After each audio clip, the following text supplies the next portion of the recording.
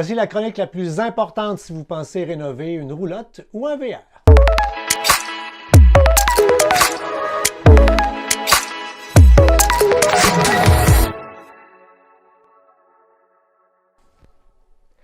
Ouais, le bout où c'est tentant de botcher, c'est sur la préparation des murs et des surfaces, parce qu'on se dit que ça ne paraîtra pas, mais je vous le dis, c'est l'endroit où il faut mettre le plus de temps et peut-être mettre un petit peu de budget.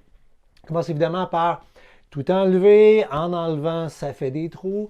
Pour remplir les fameux trous, mettez pas de plâtre. Non, non, allez-y avec le wood filler, le bouche-port. Le page fait une super bonne job. Sèche relativement rapidement.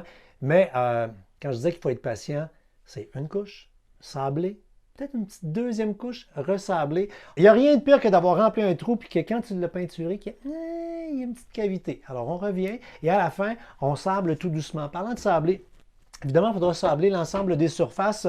Vous allez opter pour du papier sablé, soit 120 ou 150. C'est le bon niveau de grain qui va faire en sorte que vous allez bien enlever simplement le côté lustré des surfaces pour pouvoir accueillir la préparation. Alors, on sable à la grandeur.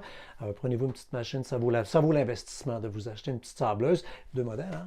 Celle avec le format carreau ou le format rond. Les deux ne vont pas d'un coin. Il faudra faire la finition à la main. Prenez le temps de bien sabler. Et si vous demandez, là, ouais, mais là, les murs de la roulotte, c'est comme en tapisserie. C'est pas en tapisserie, c'est comme du préfini. Nos grands-parents avaient dans le temps, c'est des murs de roulotte. Il faut bien sabler, mais ne cherchez pas à enlever la finition là-dessus. Mais effectivement, si vous avez une petite bande de tapisserie de décoration, il faut la retirer. Maintenant, on est prêt à peinturer? Non, il faut laver. Et il existe sur le marché un produit qui est essentiel pour bien nettoyer les surfaces avant de peindre, c'est le TSP. C'est dans mes mains. Ce produit-là est disponible en deux versions. En version avec une tête de mort, du poison, et ça fait maintenant en version écologique. Pourquoi pas? Alors, ce qu'on fait, c'est qu'on lave une première fois avec une petite eau savonneuse. Ensuite, on prend ça, push, 3 à 10 minutes.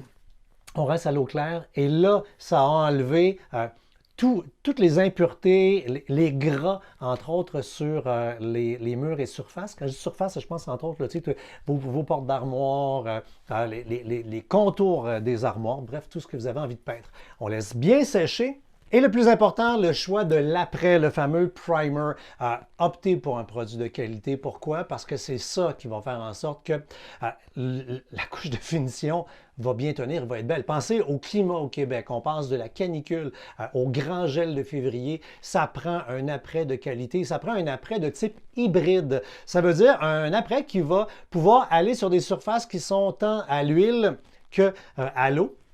Puis vous ne savez pas sur quoi vous allez peindre, alors allez-y avec ce type d'après. Lui, ce qui est bien, c'est qu'il va vous donner la performance d'un après à l'huile, mais avec la facilité du latex. On vient de terminer, on a lavé les récipients là, en 2 secondes à l'eau. Et regardez la qualité de couverture de l'après. Il s'applique extrêmement bien, on ne met rien qu'une couche. Il ne sèche pas trop vite, ce qui fait qu'on va pouvoir revenir facilement avec le rouleau. On va avoir peu de coups de rouleau. On en voit toujours, c'est de l'après, on se comprend. Alors voilà, et ce qui est bien en plus, c'est que c'est un produit qui est fait au Québec.